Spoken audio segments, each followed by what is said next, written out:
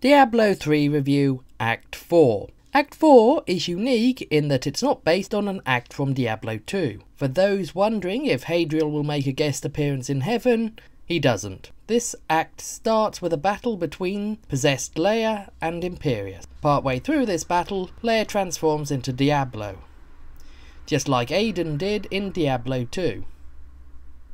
Diablo then beats Imperius and goes to destroy heaven. Part 1. Hope. Imperius is annoyed with Tyrael because the humans Tyrael helped created the prime evil which is currently destroying the high heaven. Tyrael also feels guilty about this. You then go fight Iskatu and some shadow. After beating Iskatu, you meet Ithriel, who tells you that you need to rescue Auriel to restore hope to the high heavens. Though it's not clear what effect losing hope has on the angels, as Imperius and all the random angels are shown fighting against the demons. Only Tyrael is shown standing around doing nothing. You then fight your way to the Garden of Hope and enter the Library of Fate, where you meet Rakanoth. For some reason, the developers gave him a charge attack which can one-shot any character on the higher difficulty levels and is almost impossible to dodge, so expect him to suddenly kill you a bunch of times. After Rakanoth is dead, Auriel is free and everyone regains their hope, which has no noticeable impact on how any of the angels act.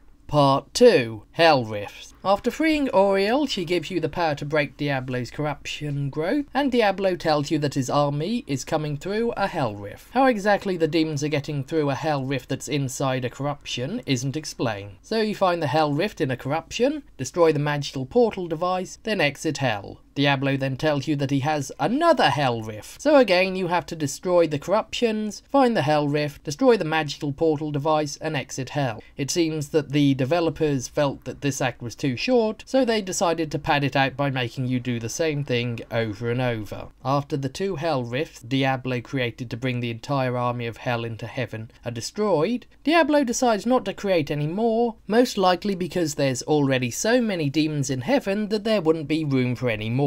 Part 3. Tyrael. Once again, Tyrael has decided that it's time to be useful, so this means that a mini-boss is approaching. You then meet Imperius, who you don't fight. You then meet the ghost of Leia, which is actually a demon pretending to be her. Next you meet the ghost of Zoltan Kull, which, again, is another demon in disguise. After you enter the Great Span, Diablo starts talking to you, meaning that you've reached the mini-boss. While from a story perspective it would make sense for Diablo to call Adria to help him, especially since she was able to beat Tyrael, Diablo instead brings back Isual, an optional boss from Diablo 2 Act 4. After defeating Isual, you go to yet another part of the Silver Spire and meet the ghost of someone you don't care about, who's a demon pretending to be them. Even though you've already beaten the mini-boss, Tyrael continues to follow you rather than leave for no reason. This is definitely an improvement compared to Acts 2 and 3. At the Crystal Conduit, you meet with Imperius, who's very angry with you for running around slaughtering all the demons he was trying to kill. Was Tyrael following you because Imperius is another mini-boss? The answer is no, as Diablo has conveniently reached the Crystal Arch, which incapacitates all the non-mortal angels. Tyrael then uses his powers to open a gate and returns to not helping you fight the end of level boss. I guess he just continued following you because he wanted to open a gate, just like in Act 3. Part 4.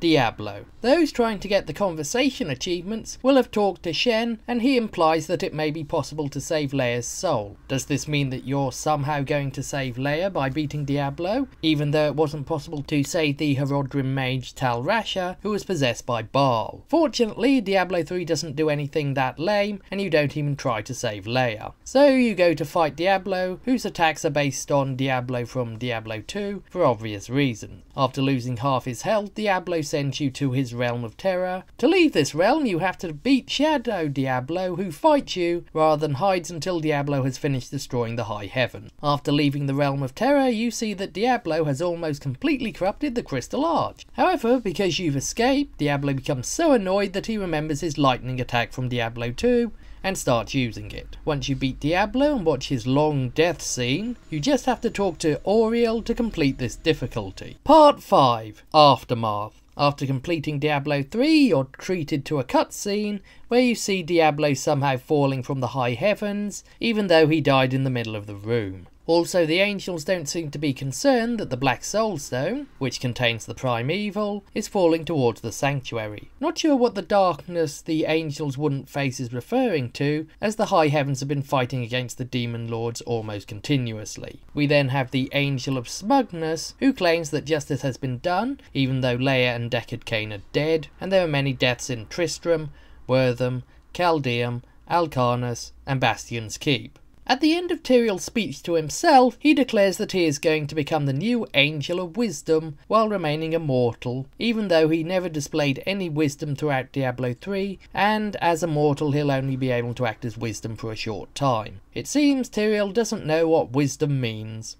A winner is you! Part 6. Plot Analysis. Like Act 4 in Diablo 2, this act is much shorter than the previous acts. While I don't dislike that this act was shorter than the other acts, it felt like the things you were doing didn't have any real effect. You restore hope to the high heavens and destroy the Hellrifts, but it doesn't feel like you've made a difference because nothing changes. The angels help you the same way, regardless of what happens to Auriel, and there's still a large army of demons you have to fight. Other than the player not feeling like their actions aren't having any effect, the plot of this act is actually better than the other acts. Unlike in Act 2, you have a clear goal which doesn't keep changing because you meet a new character, and you're trying to stop the Demon Lord rather than doing something else and waiting for someone else to revolt against him. Unlike Act 3, where you don't know why you're trying to protect Bastion's Keep, you do know why Diablo is going to the Crystal Arch and why it's important to stop him. Though the portal devices are just a gimmick to pad out this act, at least you're given a reason why you have to destroy them, unlike the Sin Heart.